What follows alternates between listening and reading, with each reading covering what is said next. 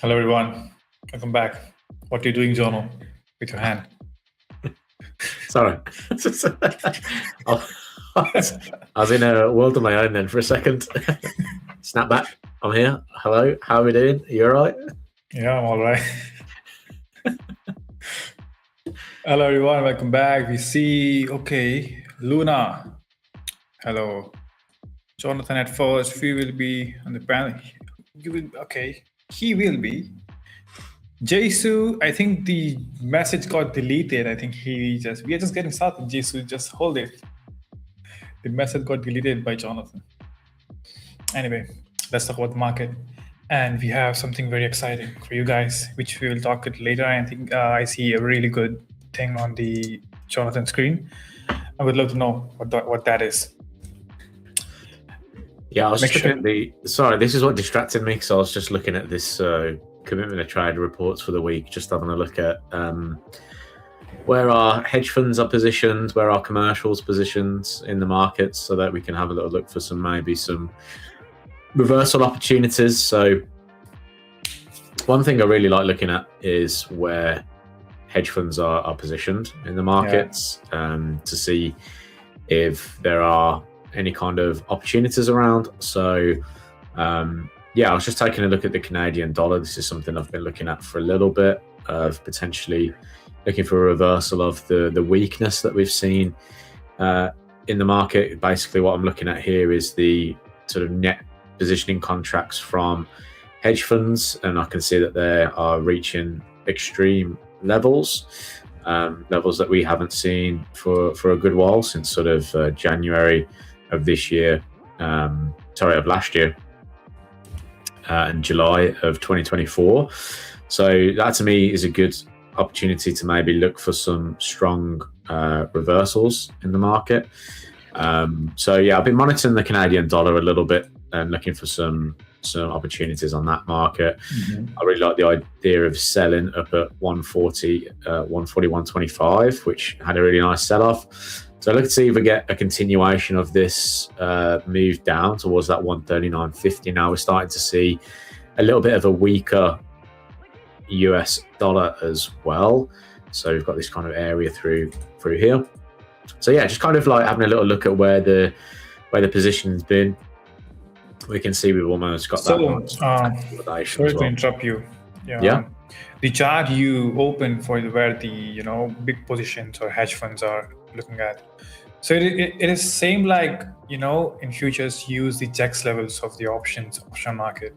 So you use that for forex, if I'm not wrong. Yeah, so this is the futures. These are futures contracts, because you can track that through the CFTC. So when I'm looking at the Canadian dollar here, you're basically looking at dollar CAD. Oh, okay. So if I'm looking for Canadian dollar futures to be stronger, that's US dollar CAD downside. If I'm looking for CAD weakness, I'm looking at US dollar CAD upside. These are all taken from the CFTC. If you're unfamiliar and want to get familiar with the CFTC, then you can do. It's an absolute free report that gets brought out. And what I'll do is I'll drop this link in the chat. You can learn all about the commitment of traders reports, how the reporting is done, who reports, and kind of where you can kind of get the data. This is the data here page. You can download all of the data from all the way back to 2006, and you can obviously plot that data into a sort of AI or whatever that you want to do, and have it pull out some important information. So let me just open up the chat. Oh, there we go. Let me just pop that in there.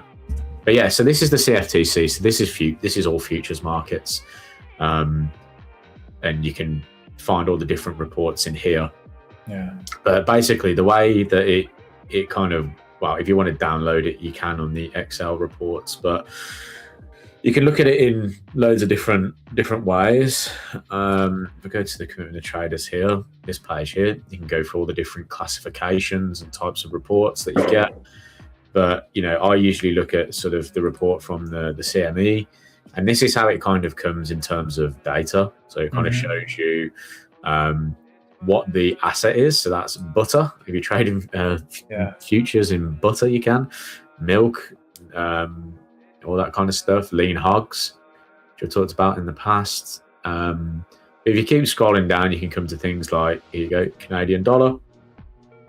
And it gives you sort of the open interest, the non-commercials, which are your hedge funds, long and short contracts, commercials, which are sort of business entities that are hedging the market, long and short contracts, and then the total, and it gives you all this kind of format. But what you can do is download the information on an Excel spreadsheet instead.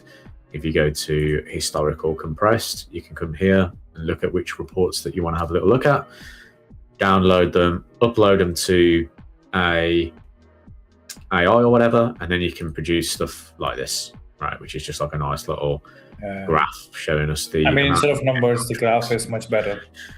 Yeah, it's a much easier to follow along with, for sure. But there's different ways you can look at it. We also have this type of way where you can look at it as well, which shows you the net positions by participants, hedge funds, which gives you a little bit more of a chart to work with. So when I said I was looking at the extremes previously, at least we've got a little bit of a historical chart to work with here as well. And I usually use another software as well called Markets Made Clear, which is a helpful one as well. But yeah, so I was just kind of distracted then. I was just kind of looking at how, or kind of what the big sort of reports are. I always try and look for some extremes. So the New Zealand dollar has been an extreme recently, and we've had some New Zealand dollar news overnight as well. So, this extreme is basically down here and the price has reversed. So I'll kind of try and look for where positioning is extreme on either side, and then try and look for trading opportunities if there are any off the side of that. So yeah, I mean, I'm going to be covering that a lot more soon in the course that I'm building out. So I'm going to be talking a lot about how to use the commitment of trader reports to find trades and opportunities, whether that be across CFDs, futures. Amazing. Doesn't really matter which one you do. Yeah. So yeah, I'll cover that a lot more in depth soon for everybody. Looking forward, because in the FX market, I always wondering, for the gold and the NQ, the data is available on the many software, but for, I think, CFD, we need to share with people that they can get data of how big players are doing in the market. And that will surely help a lot. Because I personally was trading Euro and GU, it's just price action and the confirmation and the market structure. I'm not saying that is something which is not good, but if we have some clarification of what big players are doing in the market, it will help us a lot to position our trades. And that's fantastic. For sure. I love using correlations. I know we talk about this a lot on the channel already. But yeah, I love using correlations to try and identify, what's the driver, who's the big mover. And obviously when the dollar is a little bit weaker, you often see other kind of currencies outperform the others. When the dollar is like really strong, it can be hard to try and identify where that strength and weakness lies. So using correlations can kind of help you identify which currencies are a little bit stronger as well, on an underlying level too. So, but yeah, we've had some interesting markets recently, especially overnight and through to today. I mean, gold has been up nearly 3%. So this is a market that we looked at, and I was just actually reflecting on the analysis that we did yesterday. Yeah. And I was having a little look at what we were kind of looking for in terms of, key structure points and areas of support, resistance, and all that kind of good stuff. And what we were looking at yesterday was the sort of longs in and around this area here, right? Which was that kind of retest of the current day's profile at that point. And that worked out really nicely all the way up into this untested point of control. Again, nice rejection in and off that. We came all the way back down into almost like the low volume area that you like to look at. And since then, price has absolutely took off. And we talked about the fact that the US 2-year yields were falling, and if it did fall, gold was likely to break out and move higher. And that looks like how it's played out so far. Silver's up 4.5% nearly as well. So starting to get a lot of breakouts in the precious metals market. And I think just because we've seen actually precious metals just kind of move sideways for a long time, or not really had much support. I think these are the markets that have been kind of lagging behind the others. And now we've seen that kind of big blow off the top with the US stock market. We've seen yesterday, no pullback. I think everyone was begging, just to go somewhere and give us a pullback for the trade yesterday. It was 3 50-minute candles straight up in the sky and just little pullbacks for the trade. It was really difficult. Yeah, for sure.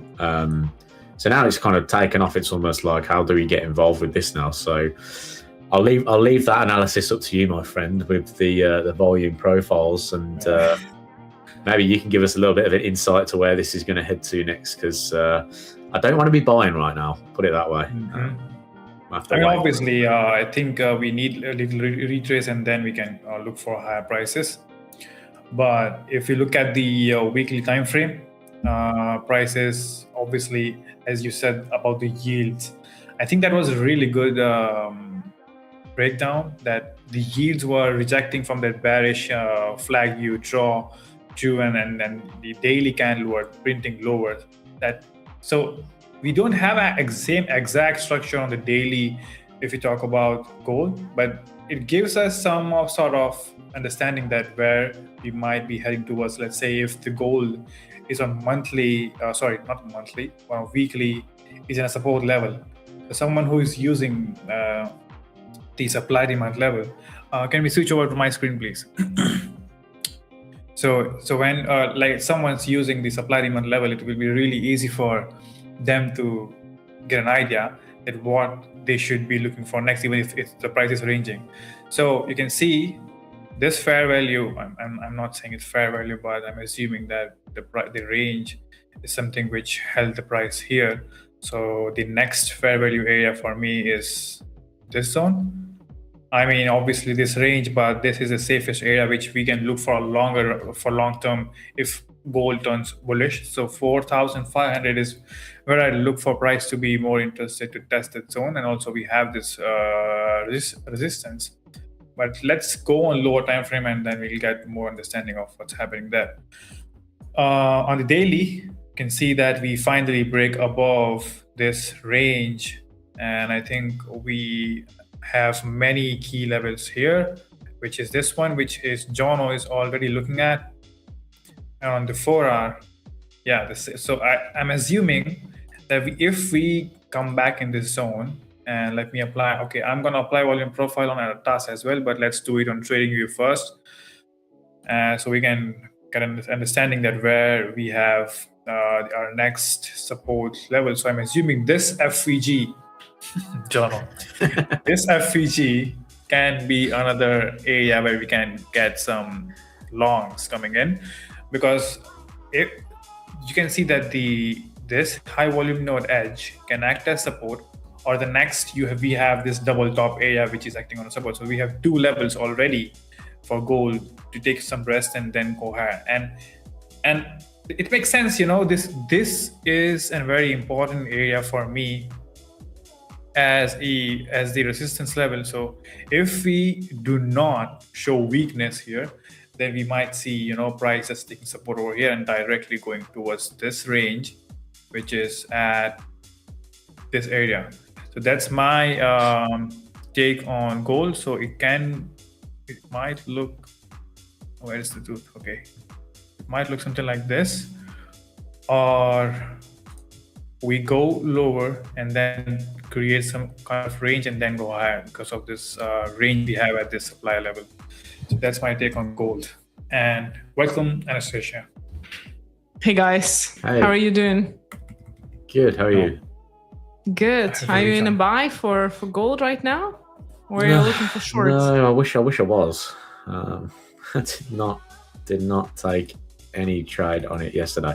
I literally mapped out the whole thing perfectly. So it bounced from my support perfectly, went all the way to where I expected it to go perfectly, even bounced off of that, and I did nothing. so I always love it when that happens, when you plan everything out and you still don't take the trade. But I do have an excuse. It was my birthday yesterday, so I wasn't live. It was your birthday. It was my Congratulations. birthday. Thank you. Happy birthday. Thank you. Many blessings and a profitable years ahead. Yes, thank you. Well, I missed my trade yesterday, so not off to a great start. So hopefully I have another one. Take a rest sometimes as well. Yeah. It cannot be trading 24/7 either. So exactly. So can't catch every move as long as you had a great day and as long as you are recharged and ready to crash the markets. It was worth it. Yeah, 100%. So congratulations. Thank you. So yeah, I'm going to look to try and maybe do something today, but with gold being up nearly 3% or whatever already, it's going to be hard to maybe catch the bullish move. Maybe it might have to be a bit of more of a fade type trade, but I'll have to wait and see if something pops up or not. Yeah. Yes, Jizo, I'm late because I had problem with connection and I couldn't hear the guys in the back. But thank you so much for keeping us all on track. You're very responsible. Really appreciate your input.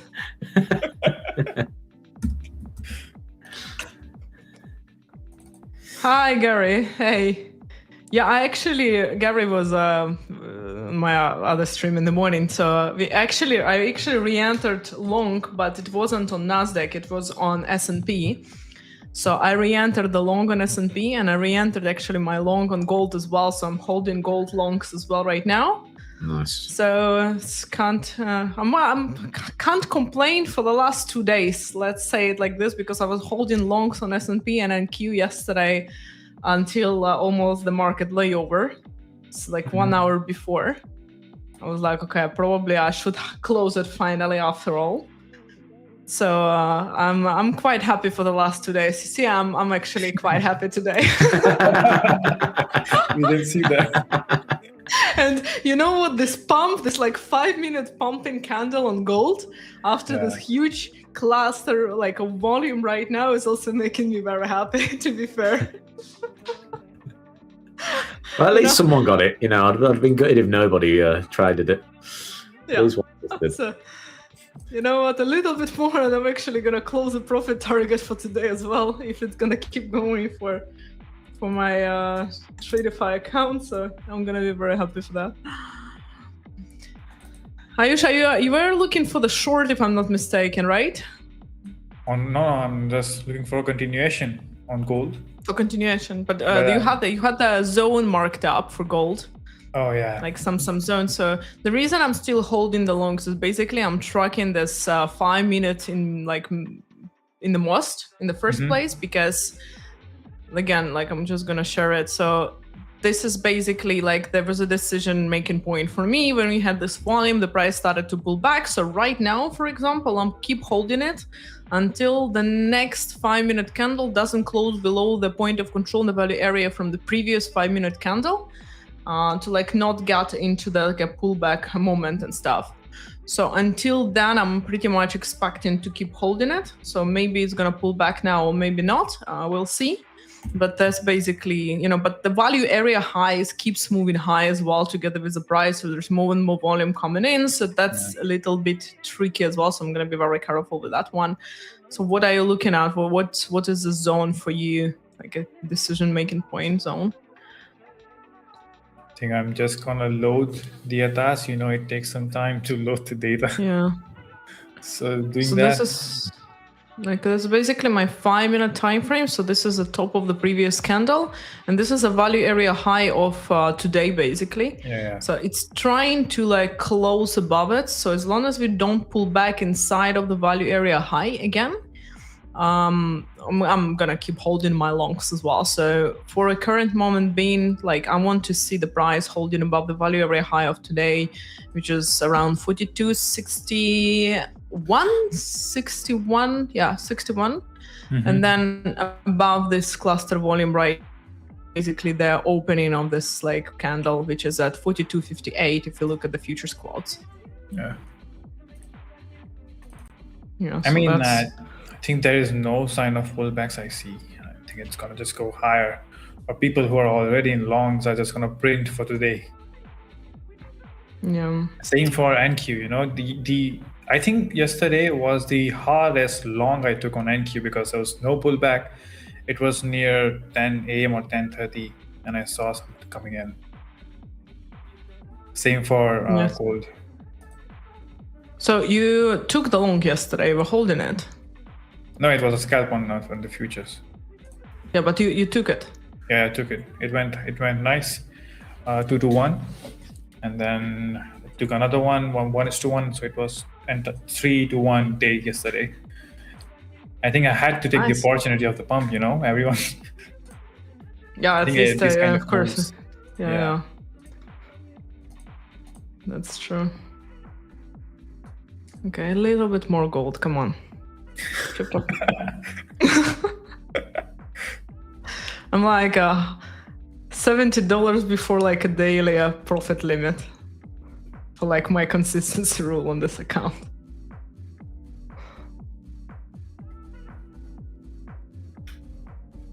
There is no weakness here. Hold the value. Okay, done.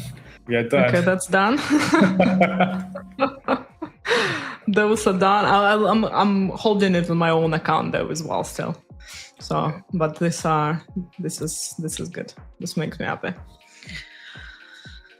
Yeah. I was still looking for the continuation on indices as well. Yeah, I think day as well. But you know, we need some retracement back in the range and then continue higher. And so I think we did already give a retrace back a little bit during the Asia session, I feel. So there is, again, we might see another pump, and ES is at the all-time highs and NQ is not. I think that's the craziest divergence I saw after a long time. Yeah. The one is at the all-time high and the other one is not even close. Yeah, we So- had this kind of divergence last time. I think it was also when it was going on the all-time highs. Yeah. So it's kind of like similar thing to what happened before, I feel like. Yeah. But I'm very careful now with them because and I had longs on S&P in the morning too, to be honest. But basically, like if you look at S&P, well, if you look at Nasdaq, S&P is on the all-time highs, but Nasdaq has been ranging around the same volume for quite a while. Yeah. And the reason that I'm very careful with this one now is if you look at the higher time frame for Nasdaq specifically, not for S&P. Well, it's kind of 1 hour, but anyway. So we basically are getting closer to this previous highs here. And not only the highs, but also there is a big volume from the previous, like from the past. So this is like a key zone from around 30,000. Can we switch the screen, producer, please? Okay, yeah. No. Yeah. Oh, thanks. Yeah. So around 30,000, 30,100, I'm expecting Nasdaq to still go to today. And when it hits 30K to 31K, I'm kind of expecting some kind of pullback, maybe 31 and a half, like so 31,000, so 30 like 1,150, let's say like this. So if we like go on the higher highs, we make the highest, like I'm expecting some short squeeze from this one. It was a key level before. I think we're gonna reach it. I think people are gonna start selling. It's gonna short squeeze it possibly, and then I'd expect a pullback perhaps. And talking about NQ, if you talk about strength and weakness, yesterday the only mistake I made was ES was actually primarily strong on the lower time frame. And if you talk about the market structure, I'm not sure if I can show it. Okay, on the ES, the higher high on the ES was much stronger than an NQ. So it's like, as a person who uses the correlation, playing along with a strong party is very important. Would have been a really good trade. So yesterday, this was the trade. I was talking about little pullback. The first one was around here. So you can see that this guy was on something. Look at the rally up higher, but NQ made a range and then went higher for another run. But ES was on something and pumped really good. So it would have been 3-1 on ES. So noted that down in my journal that not being an ass, next time just take a look at the strength and go with the stronger one instead of the weaker one. So yeah, it makes sense. If we see some selling coming in after the NY Open, I'd prefer NQ, not ES, because that is very strong. So for shorts, it's NQ, and for longs, it's only ES. And if the strength and if strength and weakness changes on the lower time frame, we might look for something else. And here I have the heat map ready for. To be honest, also the reason that I didn't, for example, go long NQ, but I was expecting longs is the following. That actually in the morning I was looking at it with Garrett. He's in the chat now. Also, we had a discussion about NQ. He was short. I was like, you know what? Like we had a very lots of short aggressive orders incoming here, and the price was still not responding to those. So we've had consolidation for quite a while. So we had delta divergence, which is in general it's a bullish delta divergence, but the price was holding below the majority of the volume. So then we had a drop, and I was like, okay, you know what? I'm gonna re-enter longs if I'm gonna see not only the price going up, but actually the buying orders incoming. It only happened here when the price was finally, not only the price started to recover, but we had a significant amount of buy orders above the average that was able to push their cumulative delta higher as well. So it only happened here that I was able to consider longs, but I was already out of the charts after my morning session with AS as well and gold. And right now I'm in longs for ES, so for S&P instead of Nasdaq, so I'm not gonna take both of those anyway. Although I am kind of expecting NQ to potentially hit 30K today as well. But it's one or another, I'm not gonna take both of those. Yeah. And I think yesterday I saw a really good, the order shifted from, we had really good orders on 30,000, but now it is at 29,981. So we might see something good during the NY session, but long is the primary trend, so we have to follow that, not going against it. And for gold, I think I'm just gonna wait for pullback in every single pair.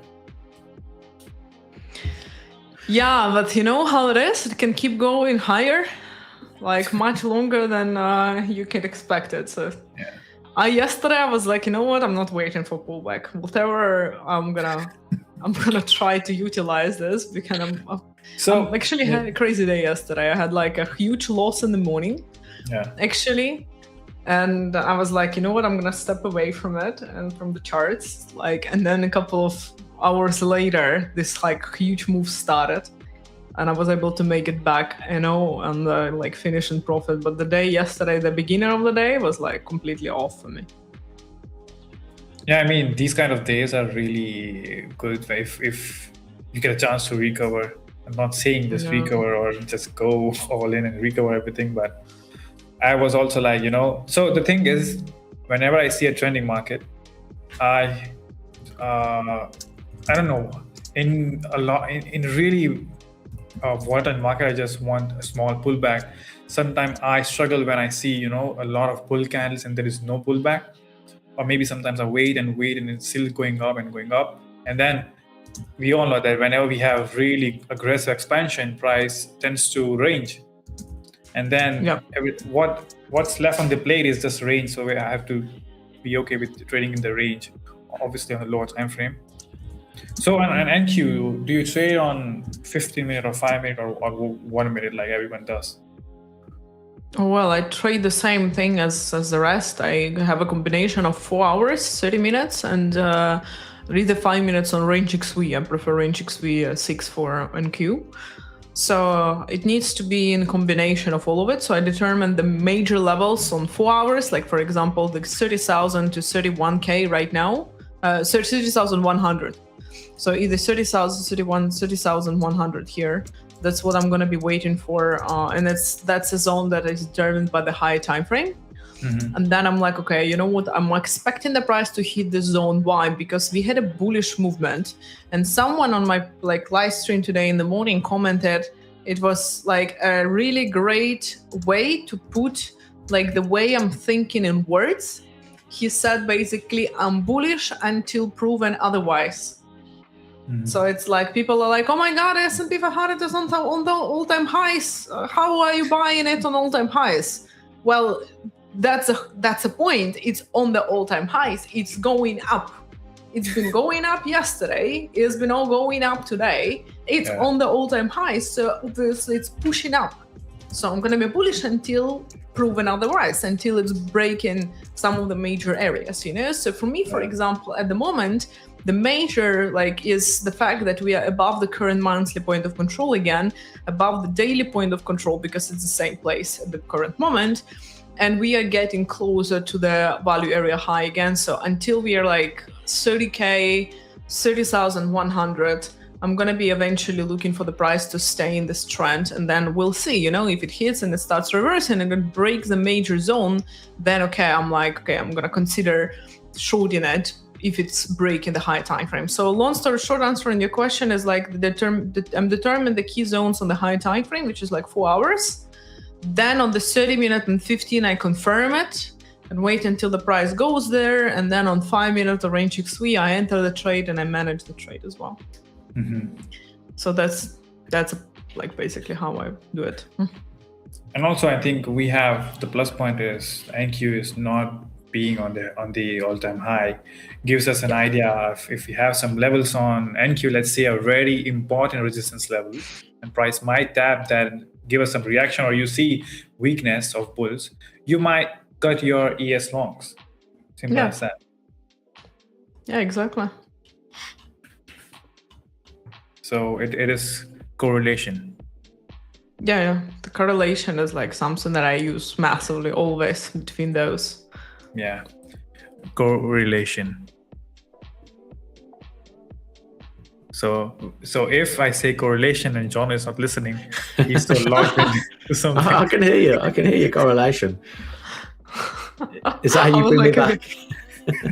That's how I bring you back, yeah. What are we doing? Ayush just knows that I love correlations between markets, so every time he mentions it, my ears prick up, and I'm like, "Oh, what's he talking about?" Get me involved. I was just looking at the fear and greed index in the background. Just put it in the chat for everybody to have a little look at. It's the first time we've actually seen greed coming up on this for a good while now. So April sort of 17th was the last time we saw a little bit of a jump in the fear and greed index, which was when we saw a little bit of some upside to stock markets as well, and then we've kind of gone sideways for a while. So it's interesting to see that we're now hitting these types of levels now with the fear and greed index. I was kind of looking at the put and call options and seeing where they were. They're pretty neutral. When we were up here, usually we can see a bit of an extreme coming from the put to call options ratio, and often see a little bit of a reversal form in the market. So that was back also in April, and we were kind of climbing up towards that point of that potential there.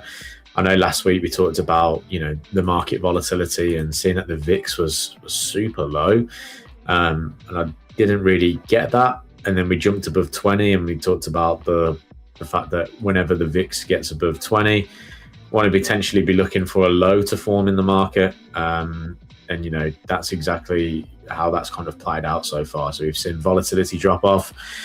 S&P 500 basically formed a low from that. So if you look at the date when we jumped above and closed above 20 on the VIX, as the 29th of July, if you look at the US stock market low, that is the 30th of July, right? So 29th of July there, 30th of July is where we get that reversal.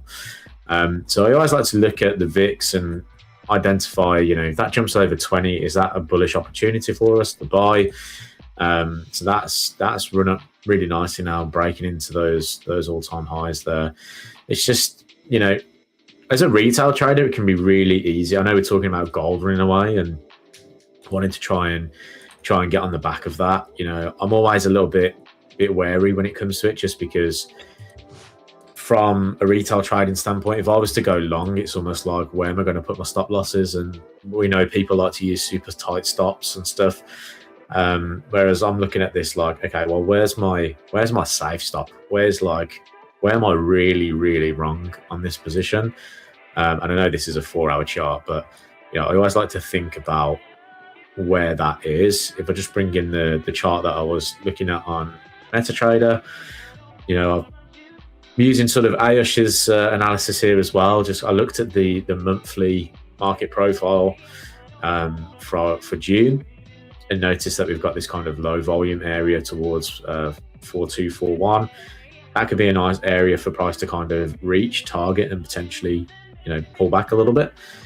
So yeah, I'm just thinking to myself, if I was to try and get in on this long, let's say I wanted to go live, it's almost like, where's that stop loss got to be? Where's it got to be for me to, one, to make money, and two, to not put it in the way of price. So I think for me, I need to, if I'm going to enter this, it's got to be a lot lower. It's got to be towards this kind of recent breakout area.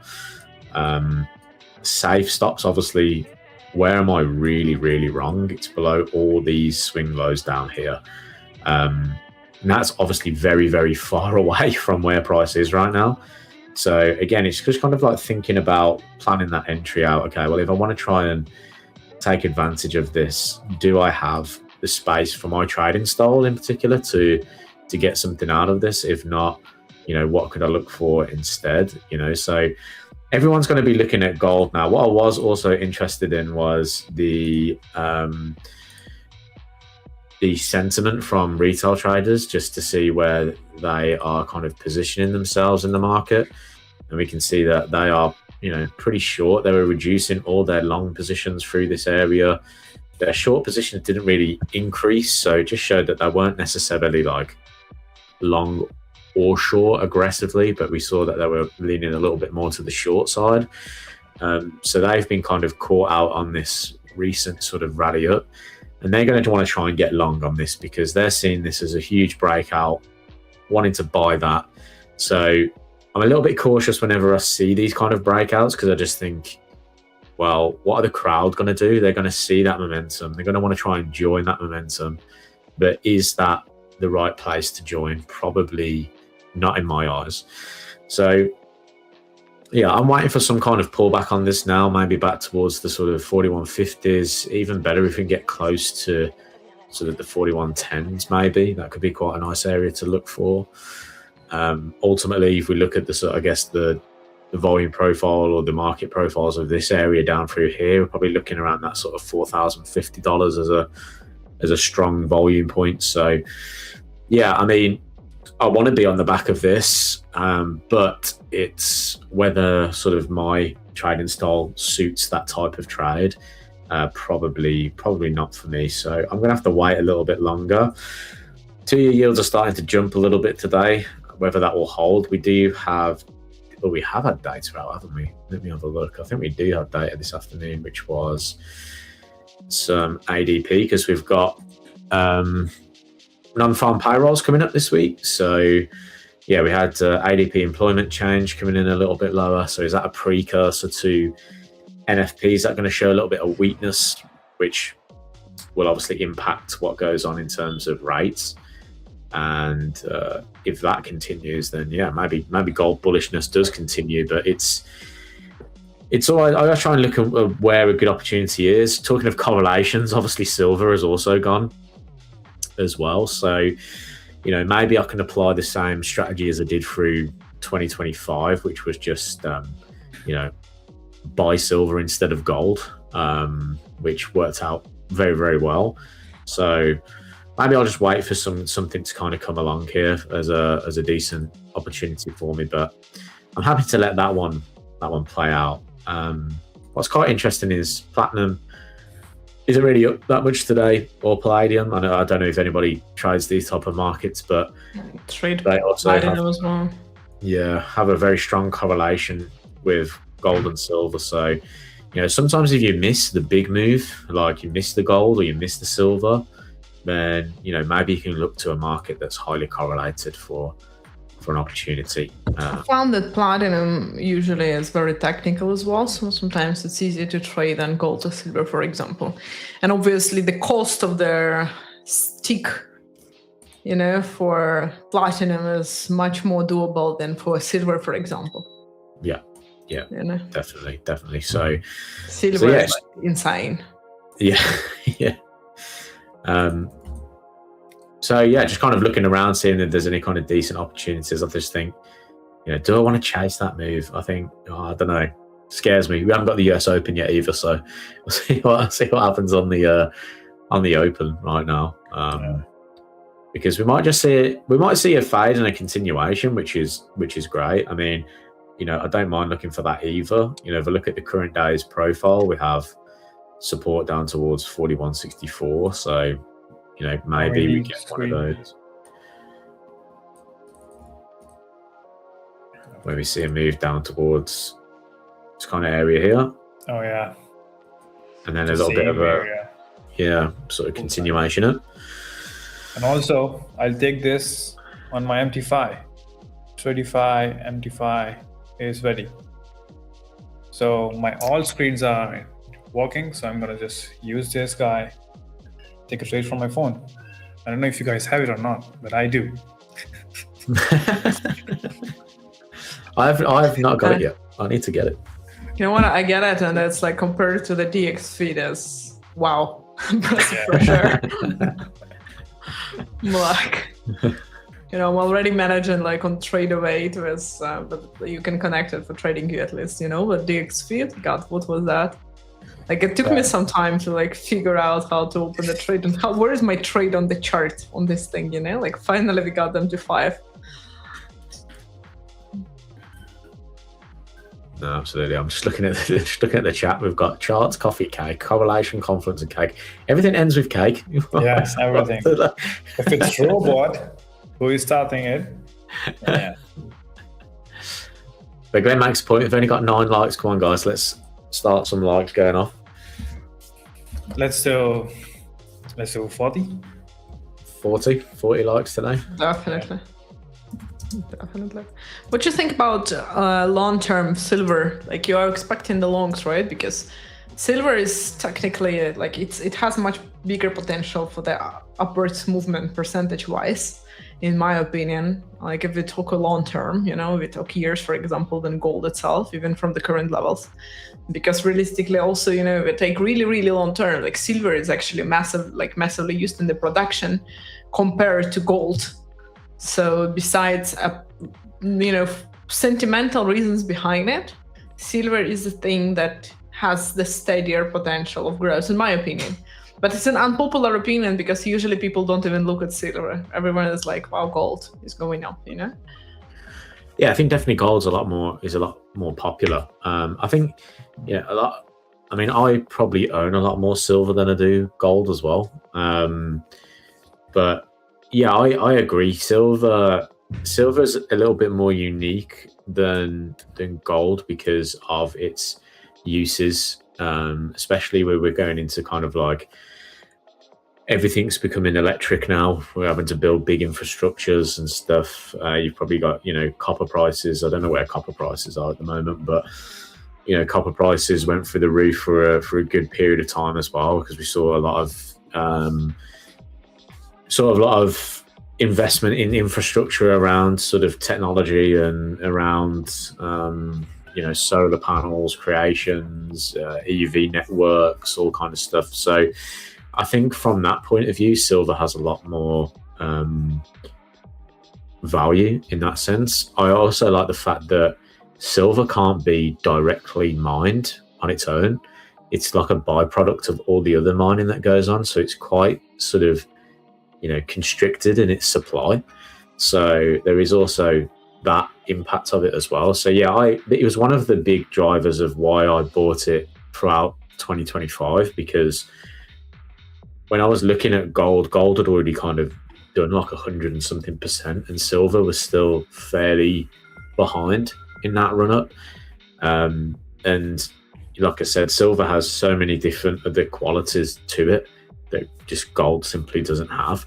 So, for me, it was very much made sense that there was a supply issue with silver at the time, which, always makes me think, well, there's going to be super large demand for it. But I don't think that demand's necessarily going to go away. I mean, it's down because all the precious metals have been hit. Everything's been hit, really. So that's the only reason, really, why we've had such a big, reversal in silver prices. But yeah, I agree. I think if gold starts taking off again, especially, then you're looking at kind of like your silver, your platinum, and things like that for more opportunities. They're also cheaper to buy. I think if you look at it from a standpoint where you want to try and buy some gold versus buying some silver and holding it, then you get this situation where people can't afford the cost of gold to buy it and hold it, so they look for cheaper alternatives. It's like, I always try and relate this to everyday life, and it's why I love sort of the art of economics in a way, because let's say coffee futures, go through the absolute roof, and there's been some drought somewhere or whatever, and the supply of coffee has been constrained, and then next thing you know, coffee in the shops is really, expensive to buy. I think a few years ago it was like £3 for a cup of coffee, and now it's like £6 something to get something from where I am. So, it's the price of that has gone through the roof. So people then start looking at alternatives. They look at like tea instead, or like something else. So it's a very similar situation. Someone is looking for a tea instead of the coffee. Yeah, because it might be like, drinking one yesterday. So I was drinking an iced tea. So I'm afraid that I'm so addicted that if the prices of coffee go like 100 times higher, we'll still pay for it. Yeah. I mean, yeah. Wow. But it's like people will stop drinking orange juice because orange juice prices got so high. So they'll stop drinking orange juice because they'll think, oh, that's too expensive, and then they'll start drinking apple juice or something. It's not as expensive. The worst thing about it is that I actually don't really remember how much coffee was anyway. Like I need my coffee, just take my money. You don't even look, you just close your eyes. So, coffee is like one of the things I never look like. 'Cause I need a coffee, I get a coffee. Otherwise, like I'm not a nice human being, it's dangerous to the society. Let's have a look. Preventive measurements. No, but it's actually super interesting what you said about silver being a byproduct. I didn't include that in my analysis, of a long-term investment of it as well. But it's like an extra reasoning behind, expectancy of the higher prices of it as well. So. Yeah, no, definitely. I never knew that really until I started to research, like, the key factors of silver and why silver. I always wondered why silver wasn't as expensive as gold, really. So I always kind of just do a little bit of research into sort of the key components, and then obviously when everything was coming around with solar panels and stuff, there was the big hype around silver then too. So I didn't know it was a byproduct until I looked into it, and I was like, oh wow, that changes things really. That does make a big difference.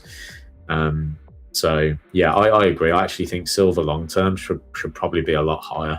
And if you look over it over the years, it usually tends to have like a good pump up, really strong recovery, a bit of a flat line, and then another one.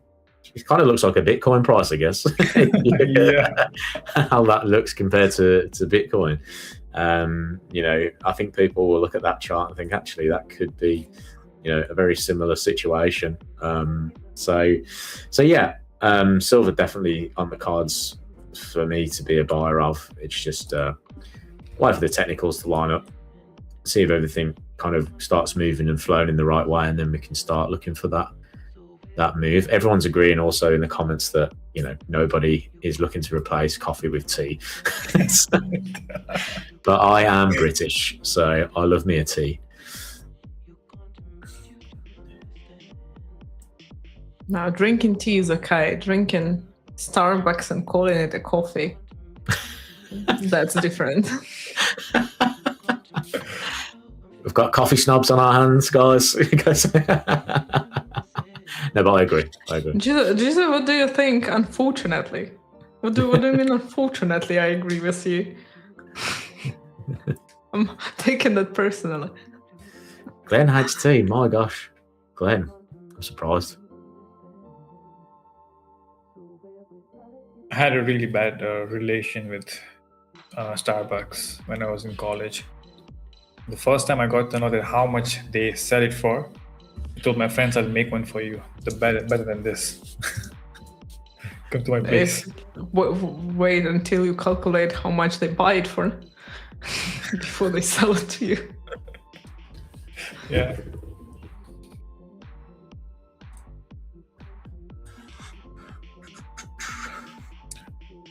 Gold is pulling back, I think, after Anastasia closed the take profit at the high. It was a really good Yeah, close. that was actually perfect. And actually, to be fair, it was poorly calculated on the P&L, so it wasn't really calculated as a TP for like technical reasons. Yeah. Because again, if you look at the 4-hour time frame, for example, what I was looking for is basically looking how the volume was distributed on this recent rundown when the price, like last time, was at the levels of 4250 to 4300. So within this movement, we had the point of control of the majority of the volume around 4250, and then the value area low around 4240. So technically, we are not yet bearish for me because we are still above the value area low. So we entered the previous zone of value here, but we are trying to pull back from the point of control of it, which again, I'm not yet bearish until the price is still above this point of control. So technically on the higher time frame, there is still a chance that the price might continue higher from here to get the rejection of this 4-hour candle. So if we look at intraday, this is basically 4250, which we are now trying to respect. So this is a decision-making point for me. If the price does break below 4250, I'm going to be expecting a little bit deeper pullback. And then if it breaks through 4210, 4205, I'm going to be expecting like a massive pullback on gold prices.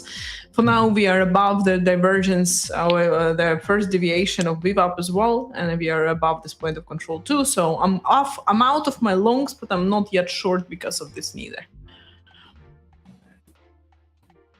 Makes sense. I've just noticed, do you just have white candles? You don't have so it's not between... Yeah, no, it's footprint inside. Oh, okay. But I actually I traded with like transparent candles for a couple of years, and it was great. The only reason I changed it is because then on the footprint I cannot see either black, bearish, or bullish because it's gonna look exactly the same. So, but realistically, like for many years, I was trading with just transparent candles. So now this is like still look just like this. It's like so clean. It's perfect. Yeah. But the only thing is that again on the smaller time frame, I cannot do this because I need to see the divergence with like a delta, for example. So it's not working out. But overall, for the analysis of like a structure, it's completely unbiased. It's like you can't get anything more clear than that. Yeah, I was going to say, how did you see like the absorption happening as well? But you've answered the question. Yeah. Ayush, what were you saying? The 1-hour candle is not looking good for longs. You look at the rejection. Which heavy. One? The 1 hour. What? On gold. On the gold, 1-hour candle, aggressively low. Yeah, it's like 7 minutes. I think it's going to start the pullback. But you have a big volume area here as well. If you can shift to a screen, Ayush, as well. So people can see it. Yeah, there we go.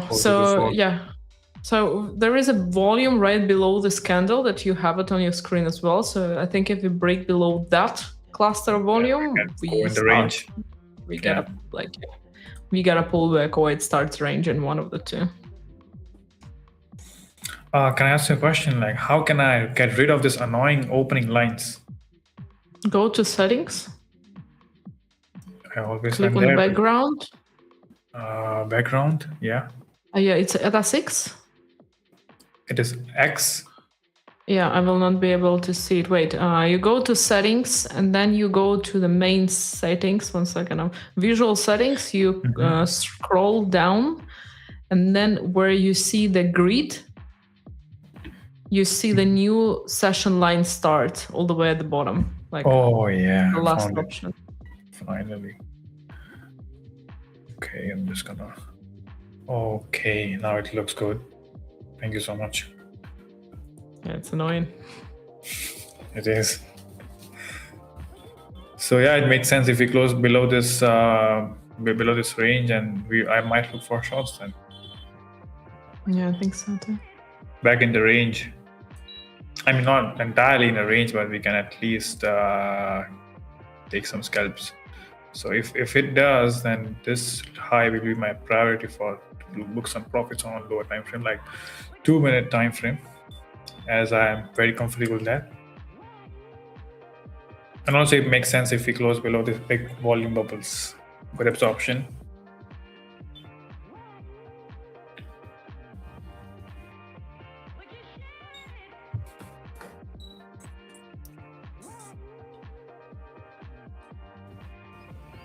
And also I saw on the chart, when you were analyzing, you applied the volume profile on somewhere around the left in some specific range. I think it's somewhere around here, and you have a point of control. Yeah. So you like to apply from a specific range and not the entire candle, the calculated one. So I apply it either on the range, so the like flat conditions, ranging conditions. Wait, I'll show you.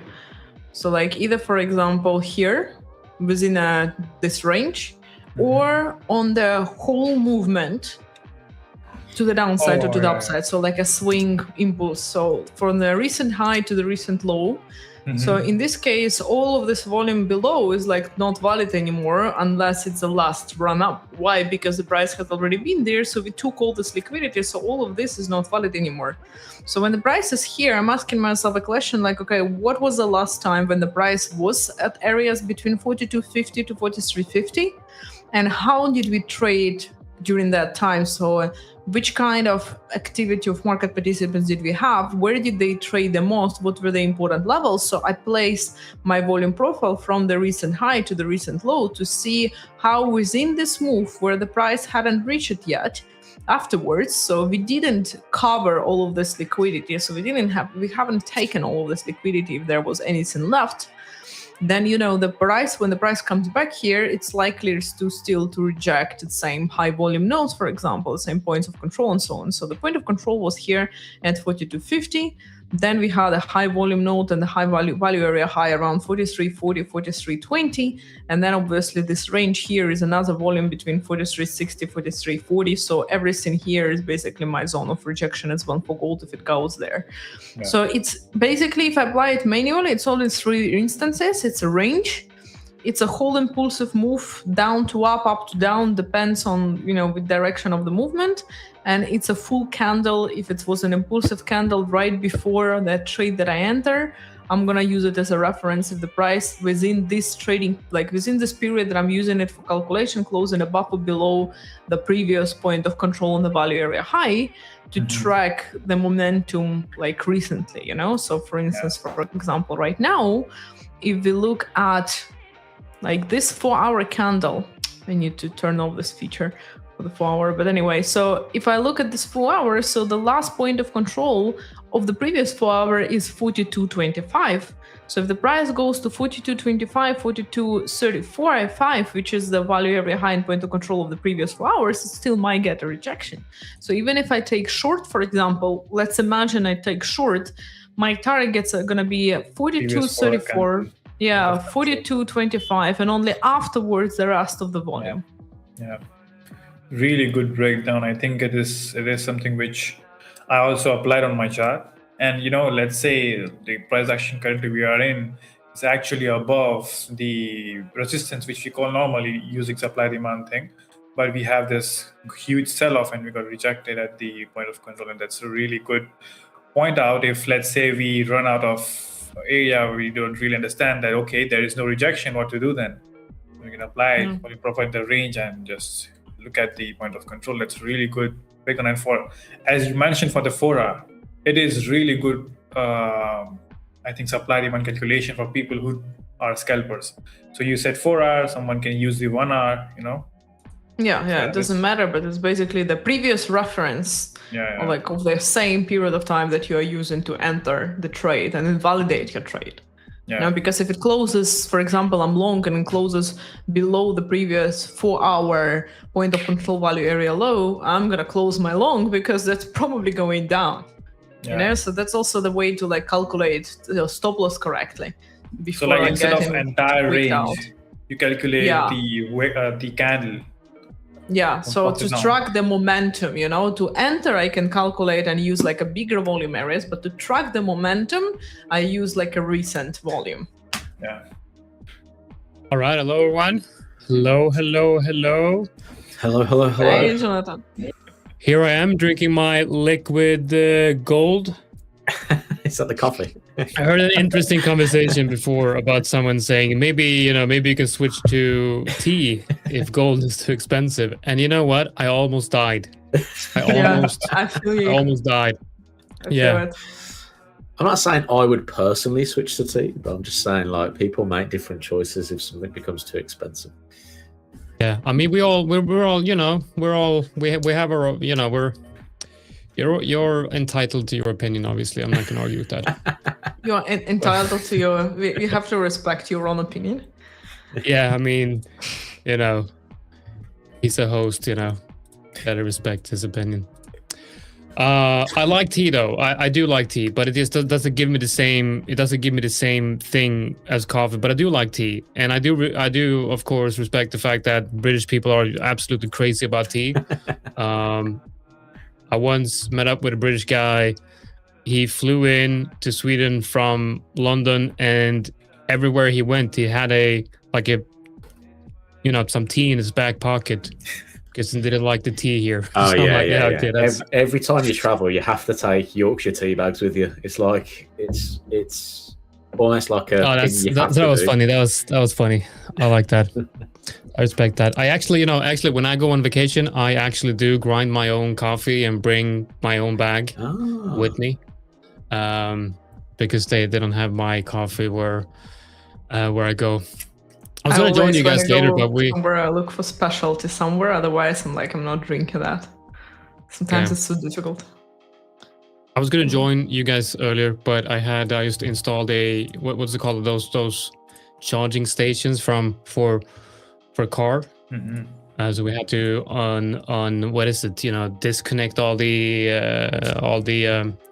electricity and everything. And now I have this really cool box, which is awesome, and I can look at my house and see how much energy it's using and everything. It's super cool. So now I can trade the energy market because I can literally look at the trends of the electricity prices, and it's like time when I'm supposed to be using more electricity in the house. So that's amazing. That is amazing. So are you going to be charging at night? Yeah, but the thing is, I bought a new car, but I didn't. I forgot that I also need to charge it. So it took a week for me to get a charging station. My fiance said, shouldn't we use the battery? It's yeah, we probably should. Let's get one of those. That's funny. Like it. All right, so here we are. And for those of you wondering, yes, it's a Volvo. Obviously, can't go wrong with a Volvo. So what are we doing here? We just, what am I doing here? Well, Roman, put us in that square. We want to see our faces. Let's go, because we got something exciting going on here. We're going to play a game. All right, guys and girls. We're going to, not girls. We're going to play a game, okay? It's called Finish the Sentence. And the game is about finishing sentences. And what it's about is I'm gonna say a sentence, and then you are gotta finish it. Yes, that's the whole game. Do I get a point for that? No, because we haven't started. But you did. pretty much finished my sentence. So the bonus point for you. Now the thing is here, I'm gonna say a sentence, and then you're gonna finish that sentence, and you're gonna do it in a way where it's like a little bit quick. Okay, we don't want to be here all day. I say a sentence, and you're like, boom. Okay. Whoever has an idea of what you want to answer, go ahead and just answer. Okay, let's go with the first one. My charts have so many indicators they look like Piece of shit. It's about the points. I'm getting my points. Do you know what? that was good. I actually That was thought really about good. saying That was that, a good but I one. thought, you know what, I'm not gonna. But Ayush just, The problem of the overthinking, Joe. yeah. Wow. Okay, it was better than expected. Okay.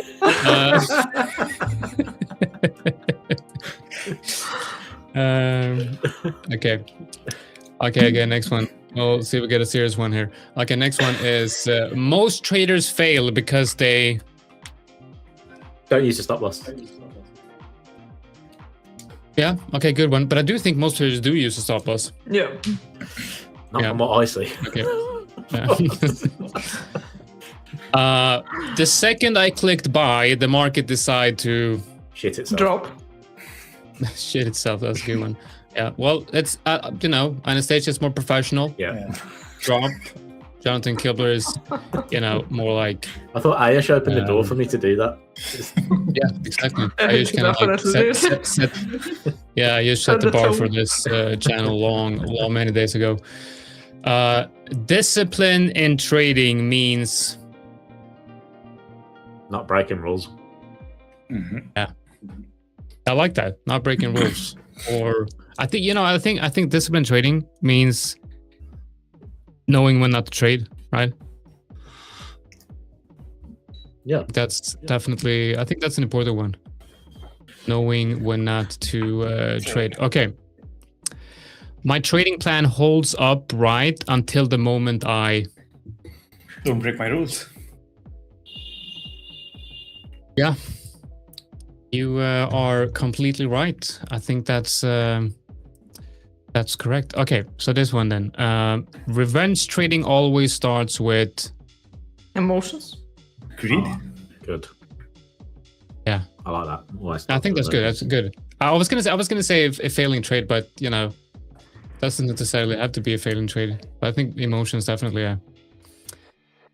Okay, I told myself just one more trade, and then I Took another one. got drunk. Okay. Next one is a good setup is worthless without proper risk Timing. management. good company. Obviously, us here. Okay. Good company. Okay, Good setup is worthless without this company here from Tradeify Crypto. We're doing terribly then, right? Is this gotta like match your answer? No, it's good. That's all good. I like your answers. Hold up, I got a message. Right, okay. What right. The fastest way to summon a reversal is to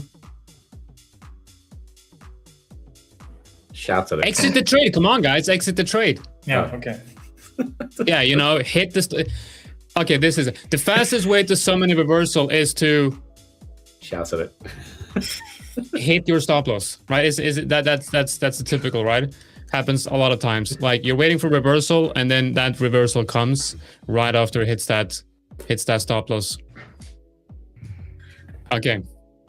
My portfolio and my sleep schedule are both Correlated.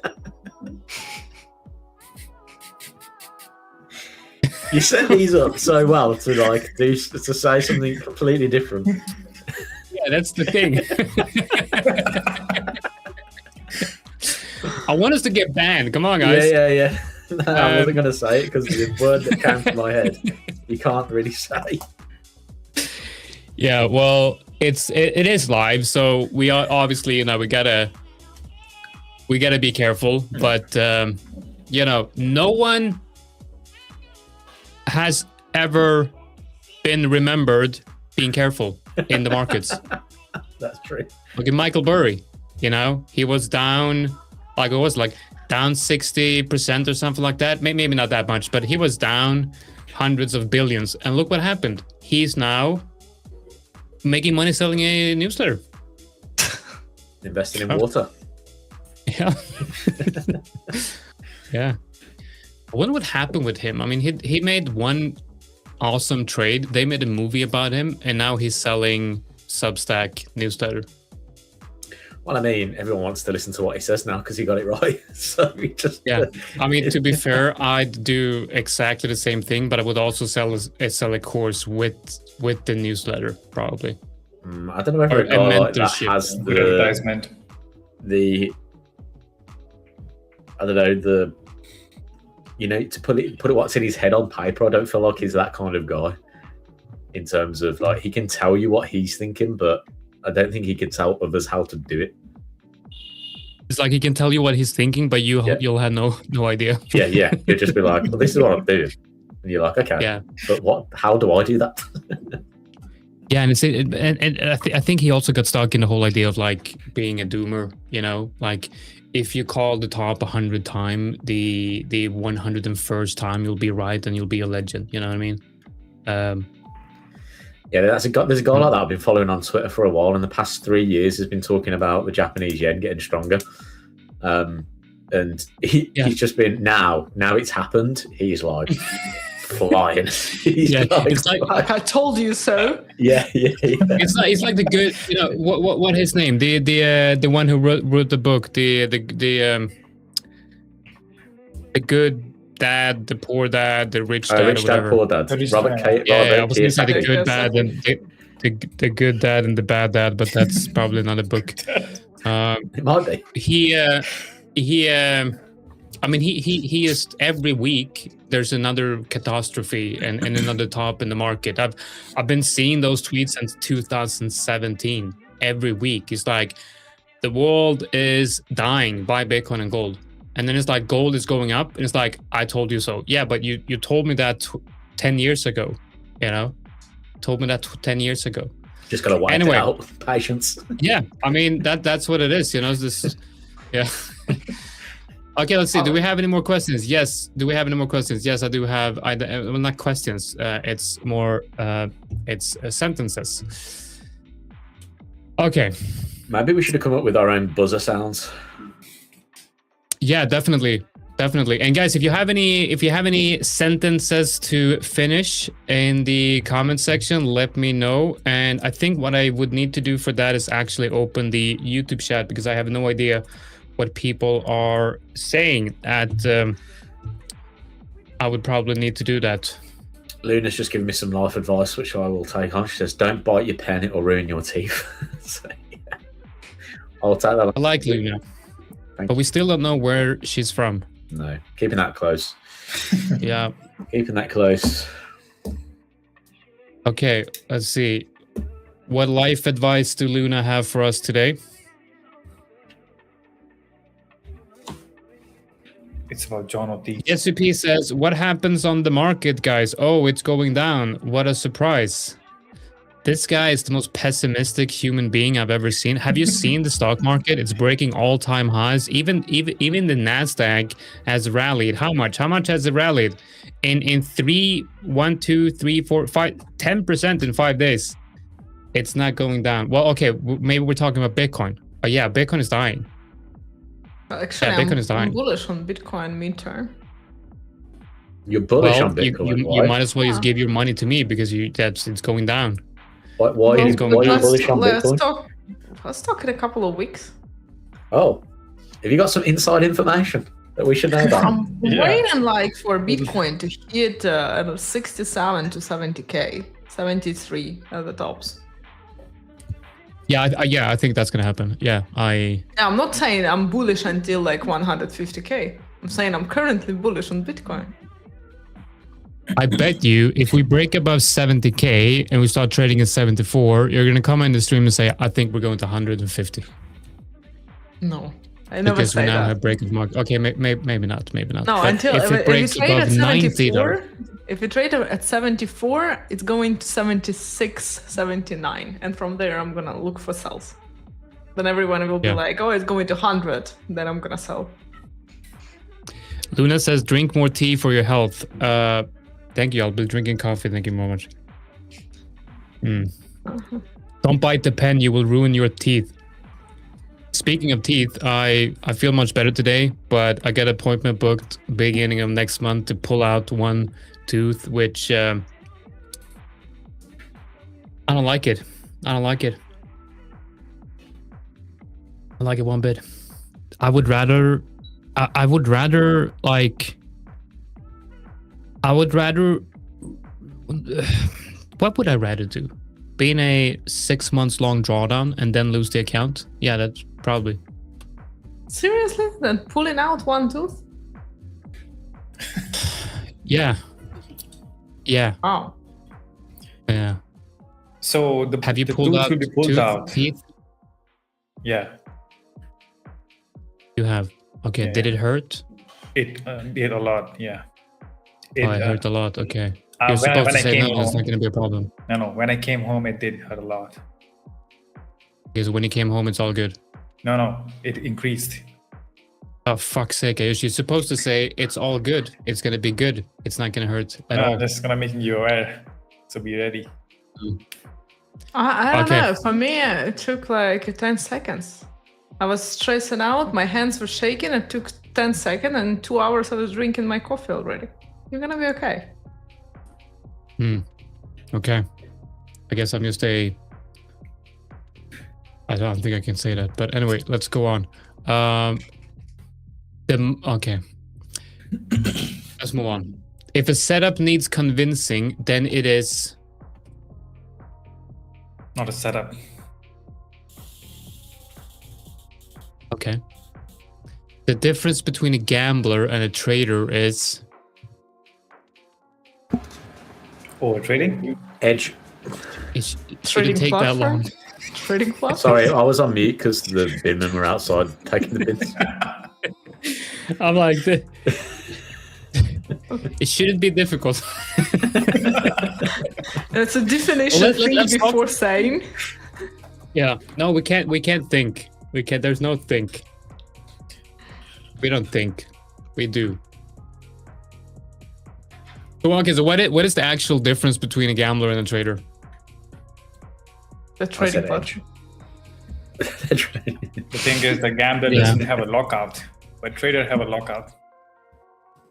I do have a lockout on my site where I'm gambling away my money, so it's similar, and I do have a system when I'm gambling. I'm just not profitable.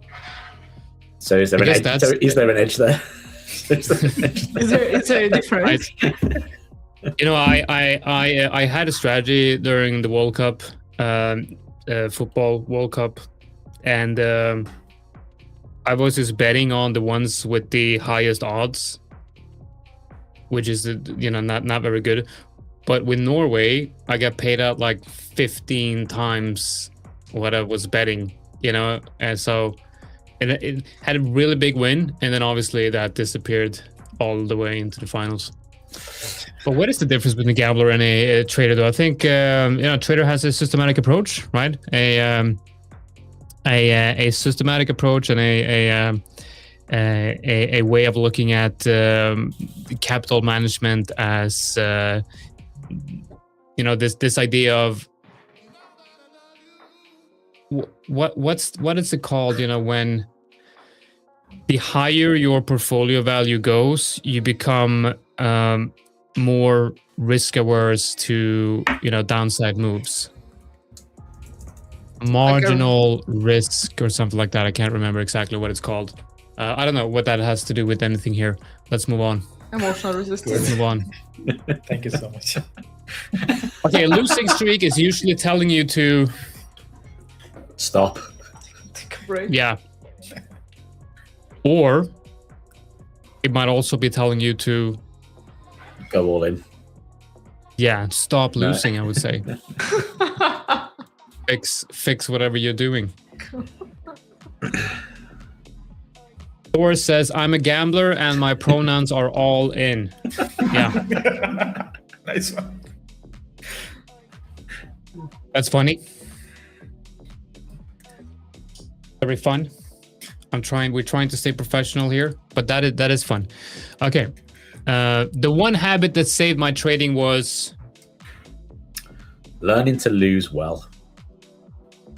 yeah, That's good. that is good. Yeah. Okay, last sentence here. The best traders I know all Take rest. sell trading courses. I was going to say are bold. Yeah, that's actually pretty good. Dirk is bold. He's probably one of the best traders I know. Yeah. Tom Hugard is bold, isn't he? Yes. And the DJing CEO of that bank. What is it called? JP Morgan. He's bold. JP Morgan. Jamie Dimon's not bold, is he? Not Jamie Dimon. Who's the? Okay, well, okay. Let me wait. I have an idea. Oh shit, this is a good idea. Okay, hello, ChatGPT. Okay.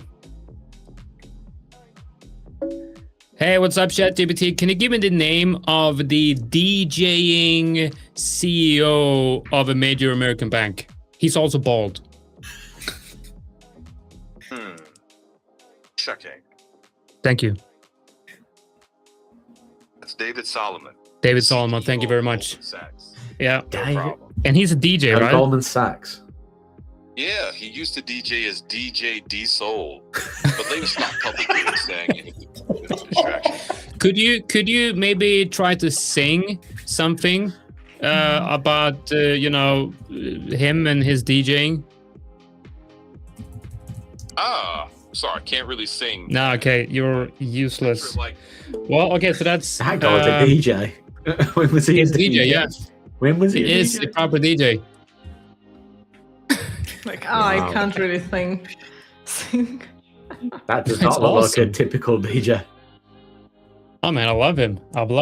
I see, whenever he goes on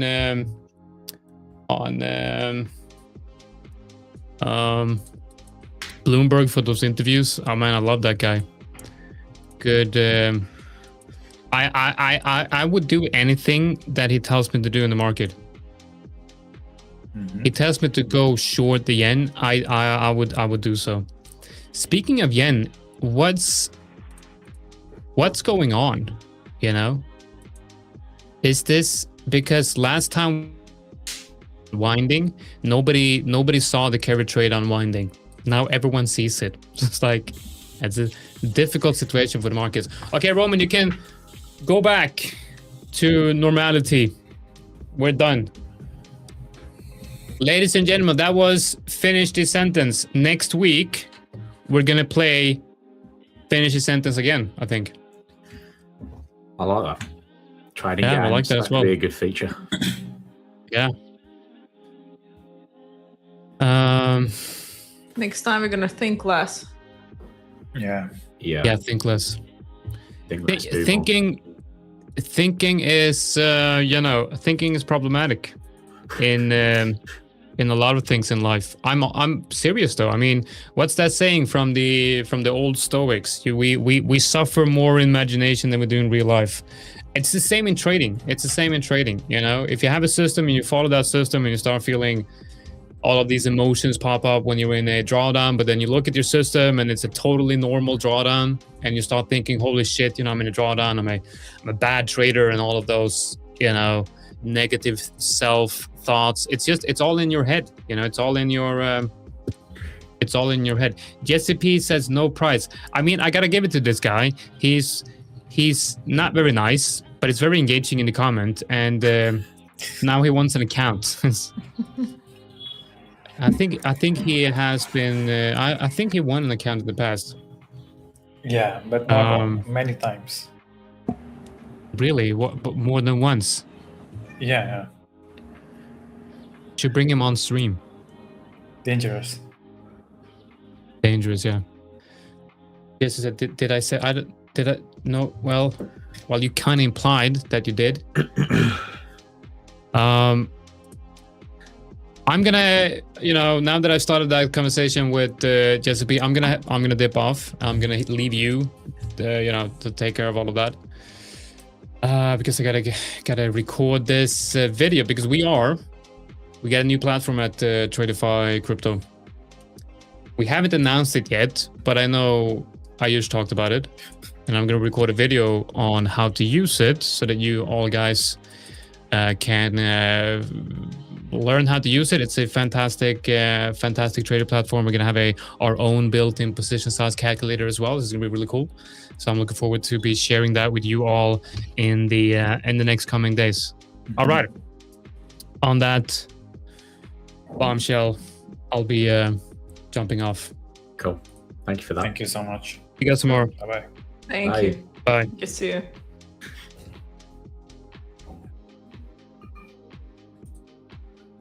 Okay, I'm out of my ES long because it's been kind of ranging. And you know what? We are about 4 minutes away from market opening, so I'm out. I'm good. Good decision. I'm good for today. I think I'm okay. You know what? That was the difference between the trader and the gambler. A real life example. Right there. Yeah. The gambling side of me was really keen to leave it.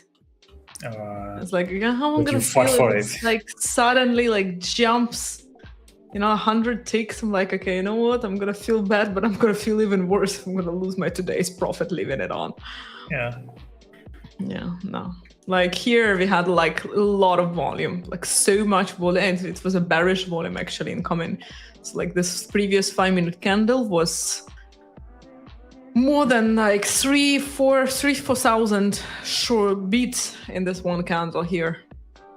So we had quite a big bearish candle, and we closed like below it before. So we have a huge amount of selling volume here. So I expected the price might reject the point of control of this candle. So I closed my long here at 78.05.5.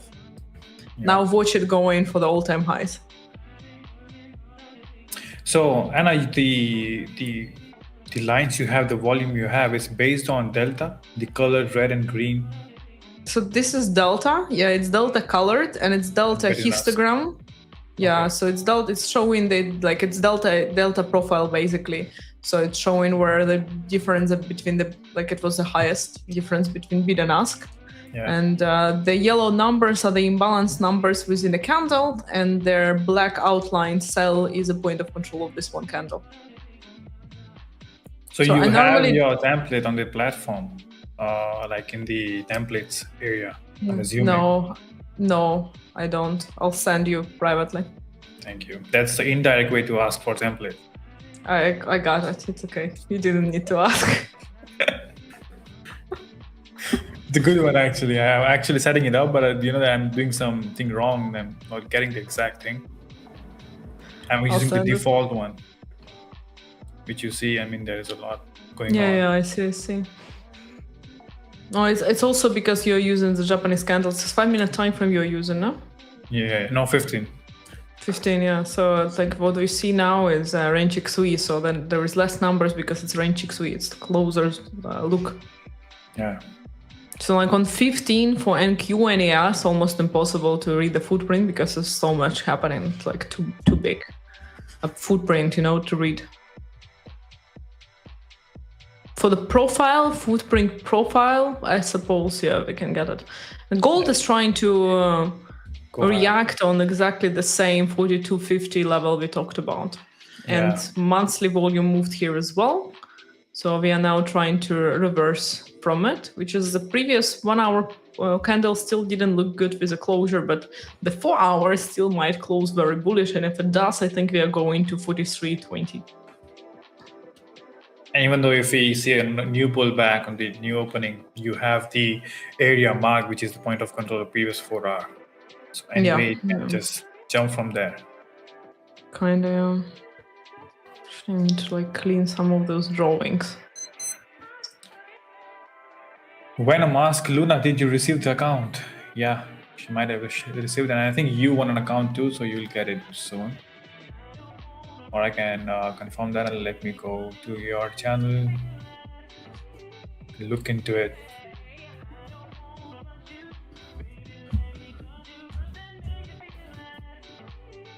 Let's see how many likes do we have.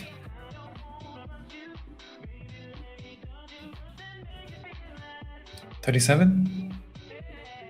Can we do 40 for the giveaway? A few more. Yeah, guys, we need 40. We need 40.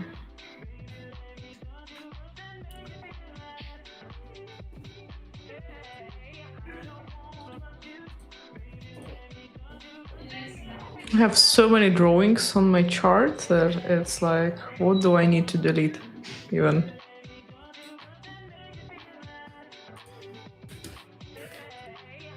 Right, that's better. Market is now open.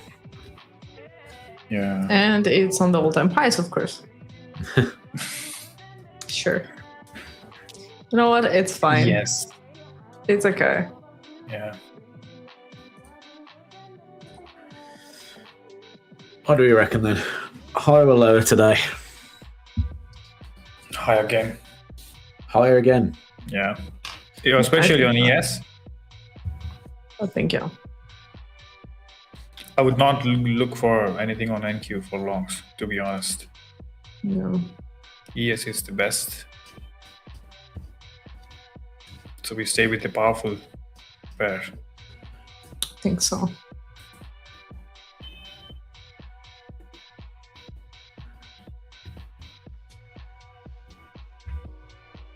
Interesting day going into tomorrow, I think.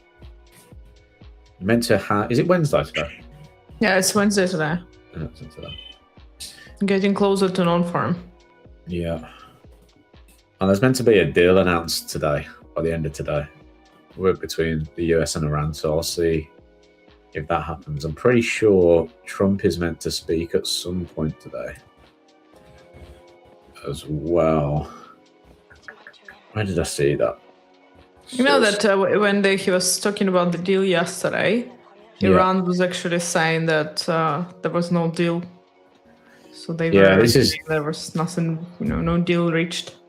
This is the problem we've got. We've got US saying one thing and then Iran saying another. Thing is, the market is anticipating a deal with how it's reacted yesterday. So if there's no deal.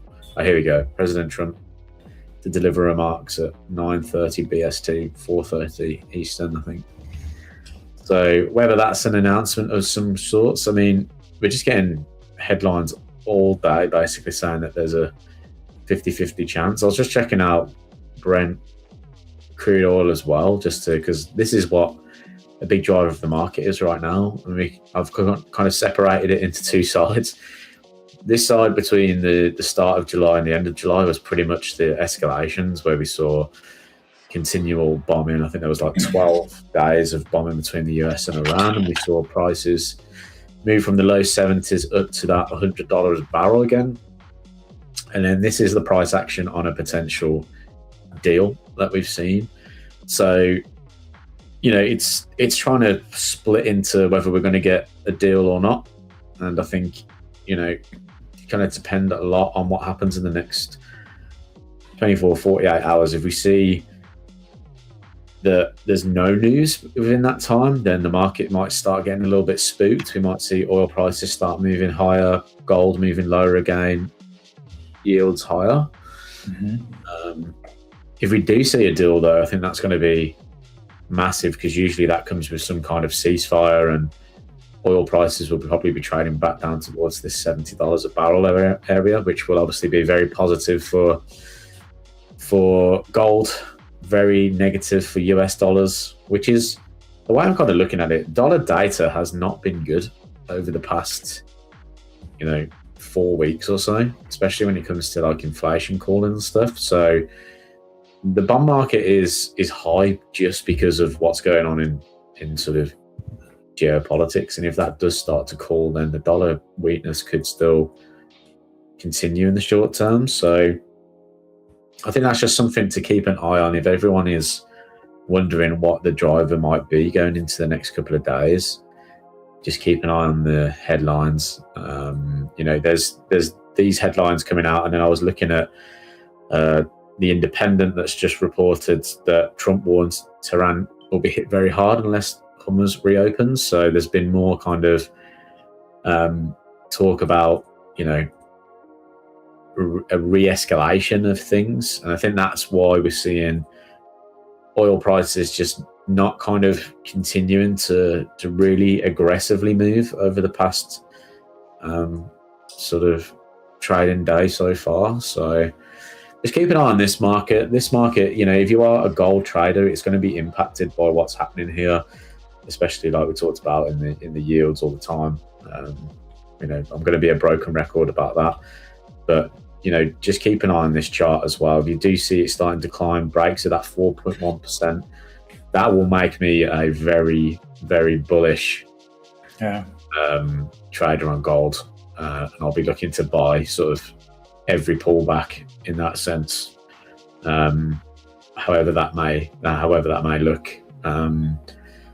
Again, we kind of talked about it a while ago as well. Just from a technical perspective, we were looking at, we had that crossover of the 50 and the 200 moving average, and a lot of media reports how bearish that is. But when you actually look in history, it actually can, be just a precursor to a very strong rally in price. So just be aware. They're not obviously people are obviously aware of this by now, but the media are always kind of late as well sometimes. So you have to kind of look at the positioning and what's going on, and how the market reacts to certain pieces of data.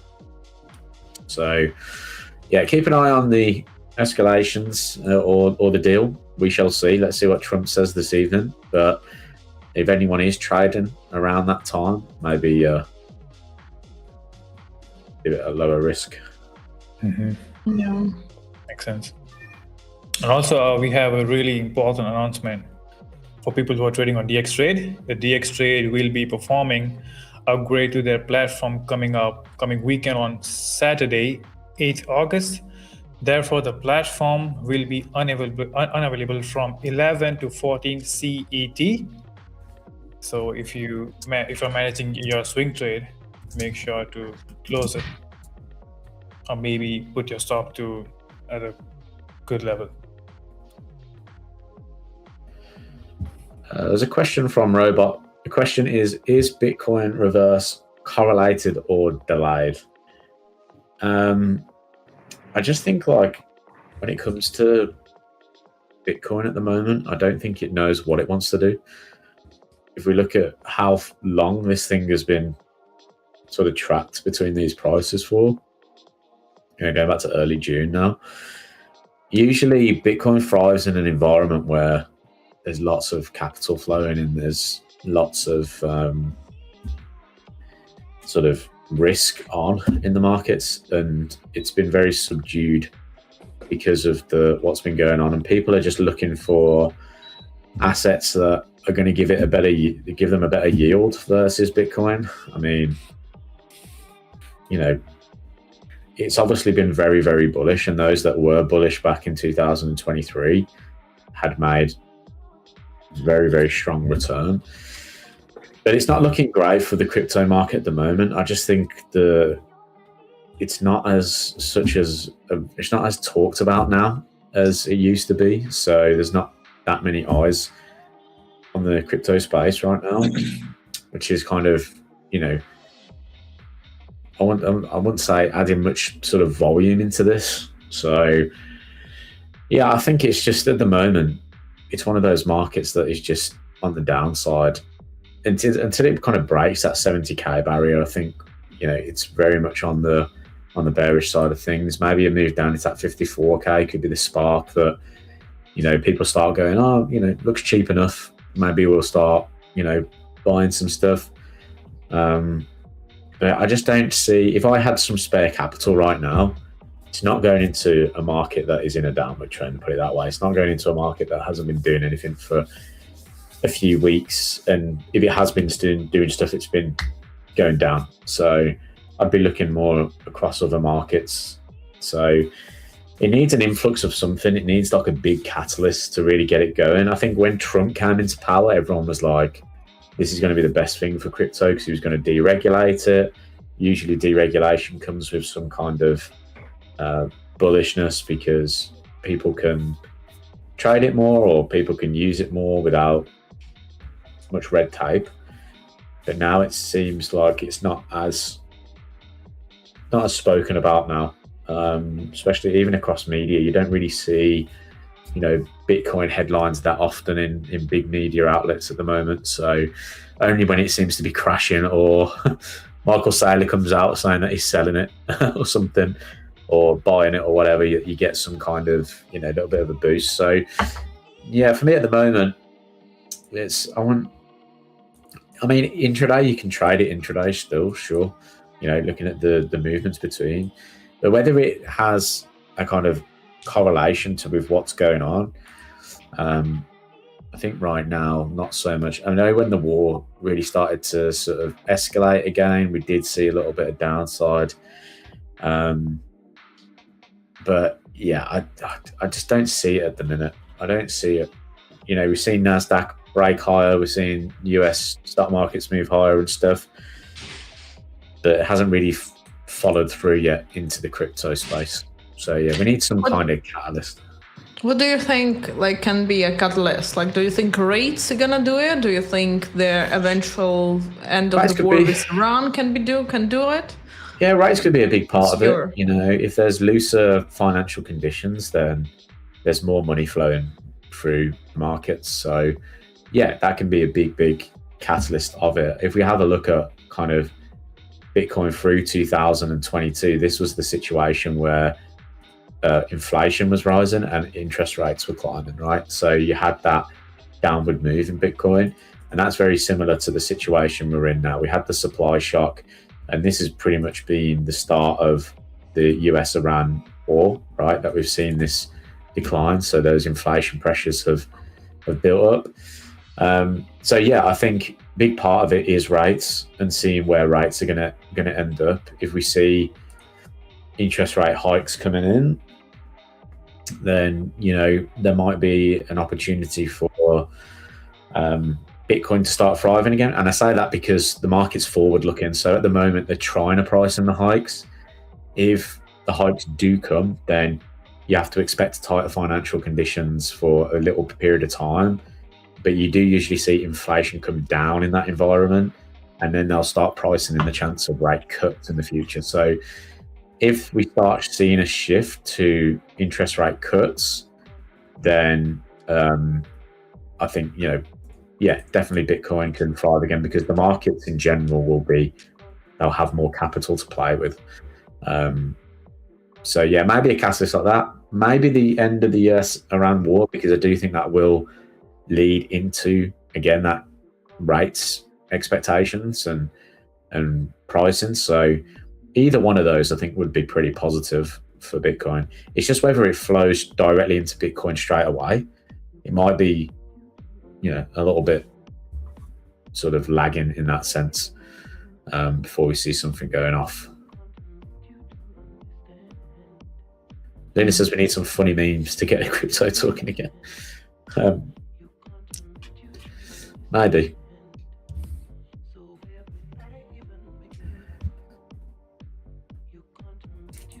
Rose says, have you measured the 4-year cycle highs, 1-year low? It's a repeating pattern. I haven't. But if you want to send in your trading view chart, take a screenshot for it in the chat. We'll have a look. I think there are people on X a lot talking about cycles, and I never pay attention to that.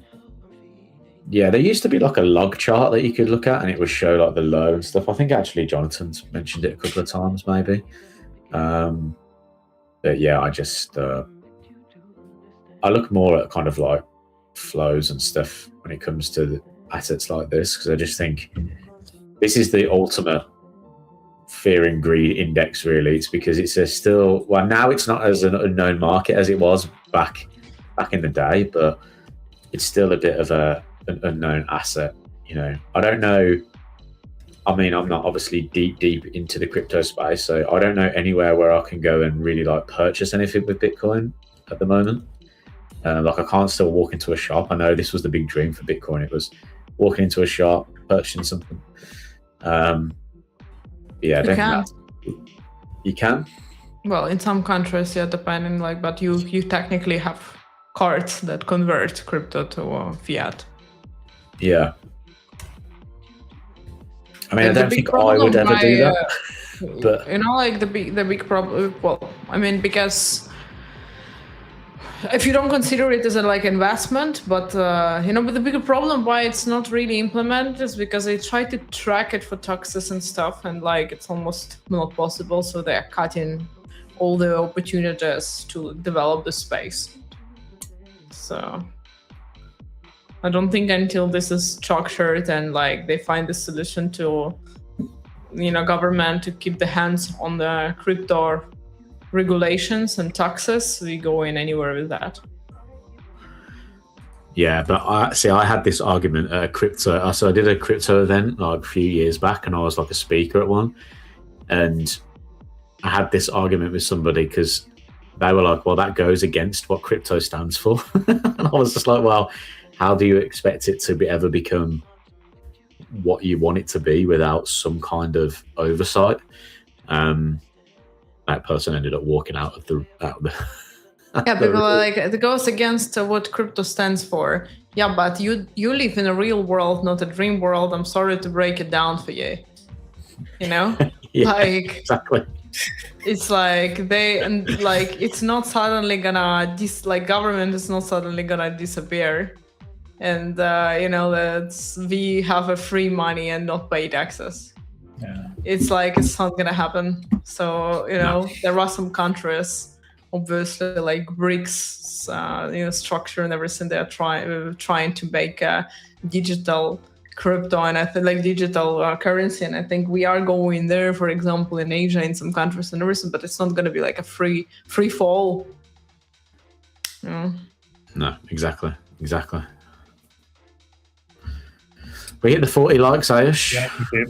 I was about to say that. So let's write digital in the chat for the giveaway. Not gonna waste my time to think about the word. Oh, Anastasia disappeared from my panel, or is it just my internet? Yeah, man. Oh yeah, okay.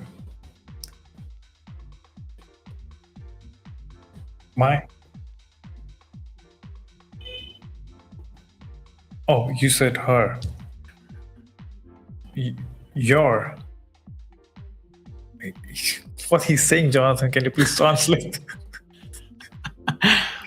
Her? Probably her. Her. Yeah. Okay. The her sounded like your. Anyway. There you go. So everyone, guys, Like- write. I think that's a very long word. I think let's write. Digital. I think they are doing it. Write digital in the chat for the giveaway. I'll set duck race. What is the word? Digital, as Anastasia was talking on, so I just pick it from there. Digital? Yeah. I mean, That's the My worst connection word was- I ever picked for duck race, Well, but just gonna go with that.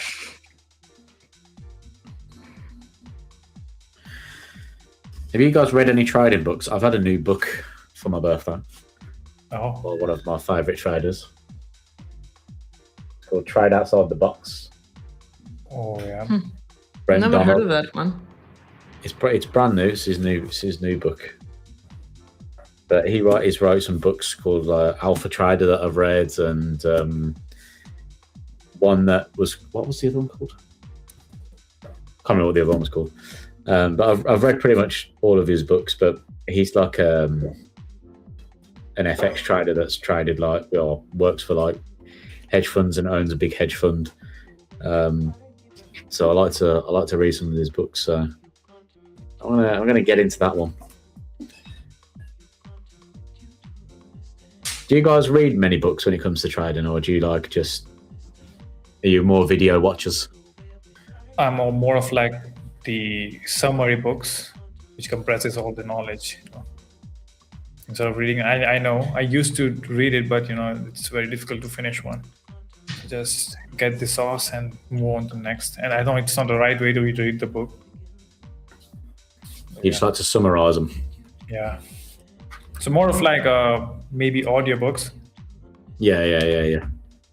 These days. So just like in a gym or somewhere I'm walking and I just listen to it. Sometimes I lost the count. Like I'm hearing something and my mind is somewhere else. So it helps me to realize, come back here and listen. Yeah, I can't get into To be honest, audiobooks. I like books on trading, but only on psychology. So I don't like if it comes to technical stuff, I don't think it's applicable, to be fair, like anymore. So I'm not a big believer in like technical books and everything for trading. No, plus there's so much stuff about technical trading now. No. I think we're in the pullback on stock market now. Yeah, really good one.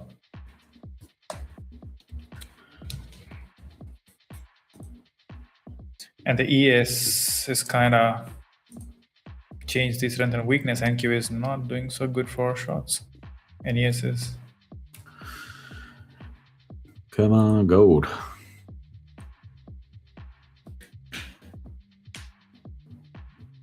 Thorjak says, I love that book about psychology. Which book you love about psychology?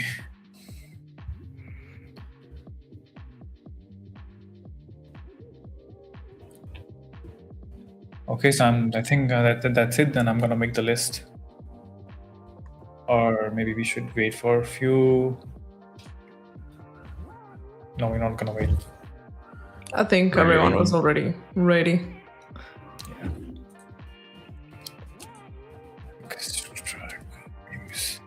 No, I'm gonna share the screen moment. I think I'm kind of like done for today, I think. If you look at ES also, well, it's gonna load this. So we have a huge week to the upside right now on ES. And of course, it's gonna depend how this candle is gonna close because we still have some time because it's like 4-hour time frame. But if you look at the 1-hour time frame, we have a lot of volume in this week for ES. Like it needs to, for me, to go bullish on ES now, it needs to cover all of that and go higher. So only if we close above this area here with the volume, so that's approximately at above 78.16, then I'm gonna go long again. Until that point, I think I'm like absolutely pass on going more longs on the stock market, to be fair. I think this might be a pullback that we are waiting for, or we might get the range in between this area and the previous area of the volume, whatever. But like for me to go long, we need to close above that. Otherwise, I'm staying away from that now. Mm-hmm. And for gold is trying to pull back from 42.50 still. We had several rejections of this level, so this is a 4-hour candle that is still trying to close above this range, and we still have several rejections. So this is my key level. Basically decent here, but I'm also, because it's been ranging around the market opening, I think I'm gonna wait a little longer and see maybe in the second half of New York session I'm gonna take one more trade. And to be fair, I think I'm gonna be down for the week because I don't usually trade on Thursdays before non-farm. So do you take NFP off altogether? Yeah, completely now, yeah. I used to trade NFP. Unless the market starts going insanely up or crushing, I'm not catching the moves in between until like it picks up the huge trend, like for example, a giant crash or like an uptrend like yesterday. Yeah. I'll probably take a look at that. Fair enough. The race is ready to go. Let's go. Okay, 1 minute, let's go. No sound. No sound. That sound is wall. Sound is the best part of it. What do you mean? Okay, then let's turn it on. Okay, there's my duck. I'm a builder duck. Yeah. Got a little hard hat on. I like that. Little trowel as well. Thor Jack, nice hat. Yeah, I know. There don't look as many people involved in this one, so I might have a chance. Yeah. Maybe look at Jisoo. I think it matches his profile picture. The purple one. I don't know whatever it is, but Go, go, go. no. Come on. Look at him. It's Oh, gonna what? be the guy with the crown. AC Milano FC. Oh, that's so loud. Disappointed in my duck. Yeah. So AC Milano, let us know if you're at us in the chat. Yeah. The duck says yeah. Oh come on, yeah. I'm not gonna. Just gonna. All right. AC Milano, yeah, I'm here. Okay, so add your. Oh, why my Siri got activated? Okay, AC Milano, you have to add email to your description and make sure your email is registered with Tradeify Crypto in order to claim your account. And congrats. I'm just gonna get rid of this duck. Yeah.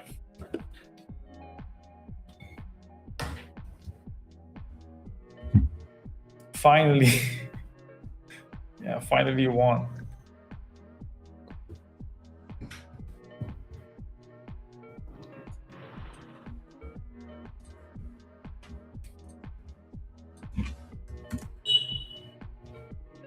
Roman, you can switch the screen. I think I'm doing the giveaway thing. Oh yeah. Good.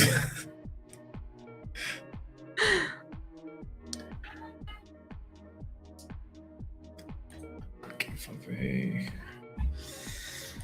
ISM services PMI coming up in 3 minutes. Yeah, we have it at 3 minutes, right? So Yep. Let's see if we get Let's any big see. changes.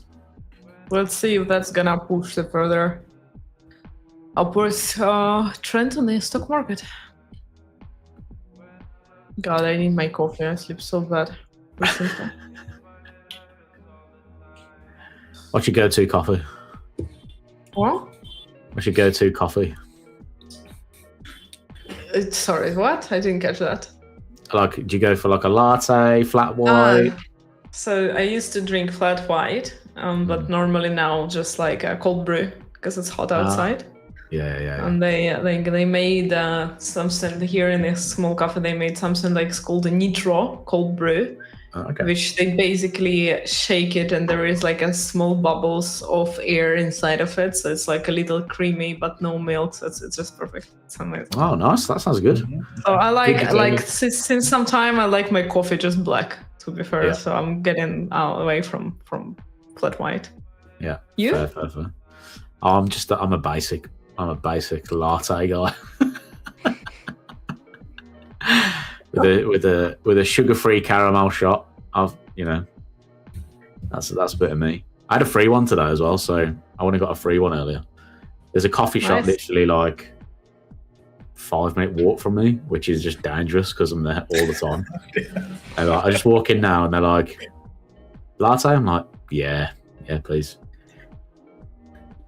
Yeah. Well, my dream was to be able to walk. So there's this pub that I really like in my town. And like, my dream was to like walk in there and they go, oh, Jono, Guinness. And I'm like, yes, please. But it's completely turned around. I'm now, Jono, here's an iced coffee, iced latte. And I'm like, okay. Wasn't what I expected for my life. Probably healthier than a beer, obviously. but still. 46 seconds before the PMI is coming out. Yeah, 10 a.m.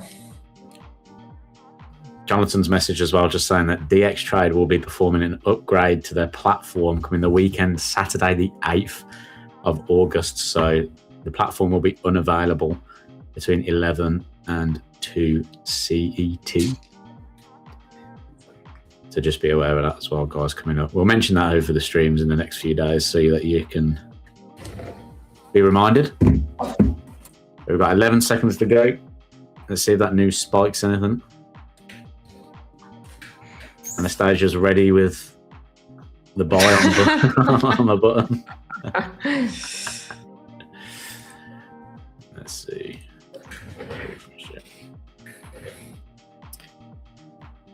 Okay, no real big changes. 54.1.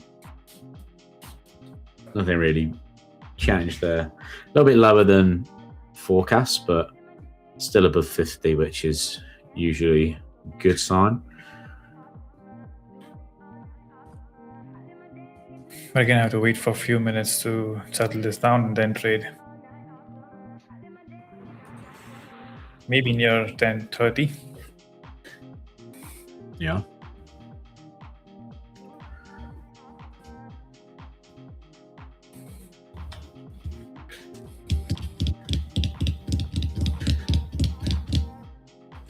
Is that you tapping?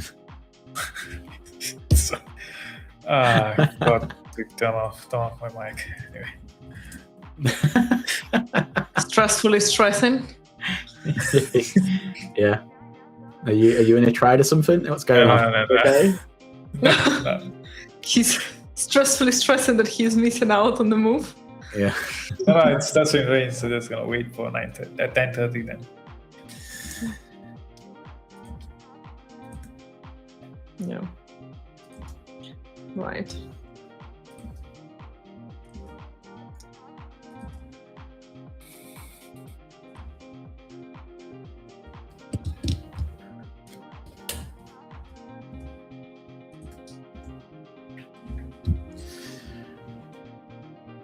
Forming double top on the both pairs on the NQ and ES. The M pattern. Jonathan's favorite.